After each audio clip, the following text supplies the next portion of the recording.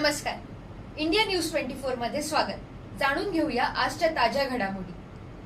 नागपूरच्या यशोधरानगर पोलीस ठाण्याच्या हद्दीत कौटुंबिक हिंसेची एक धक्कादायक घटना समोर आली आहे. घरात ठेवलेले पैसे चोरी झाल्याच्या संशयावरून पती श्यामदुलारी राजपूत याने आपली 30 वर्षीय पत्नी गीता राजपूत हिच्यावर लोखंडी पाईपने प्राणघातक हल्ला केला. या मारहाणीत गीता यांच्या हातापायाला गंभीर दुखापत झाली असून उजवा हात फ्रॅक्चर झाला आहे. जखमी महिलेला उपचारासाठी मेयो रुग्णालयात दाखल करण्यात आलंय. पीडितेच्या तक्रारीवरून यशोधरानगर पोलिसांनी आरोपी पतीविरुद्ध गुन्हा दाखल केला असून पुढील तपास सुरू आहे.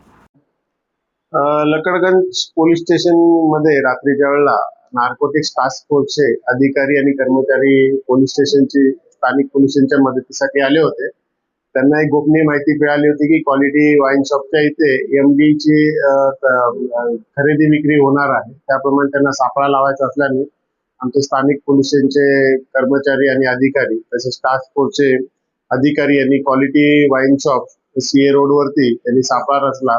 साधारण 6च्या दरम्यान एक असद अशफाक शेख नावाचा व्यक्ती तिथे आला. त्याची पंचांसमोर झडती घेतली असता त्याच्याकडे 30 ग्रॅम वजनाची MD पावडर मिळून आलेली आहे. साधारण 3 लाख रुपये किमतीची. त्याला तात्काळ ताब्यात घेऊन त्याच्या विरुद्ध गुन्हा दाखल केलेला आहे. त्याच्याकडे चौकशी केली असता त्याने सदरचा माल गोल्या शेख याच्याकडून आणल्याची माहिती मिळाल्याप्रमाणे त्याला पाहिजे आरोपी म्हणून दर्शवला असून पुढील तपास चालू आहे.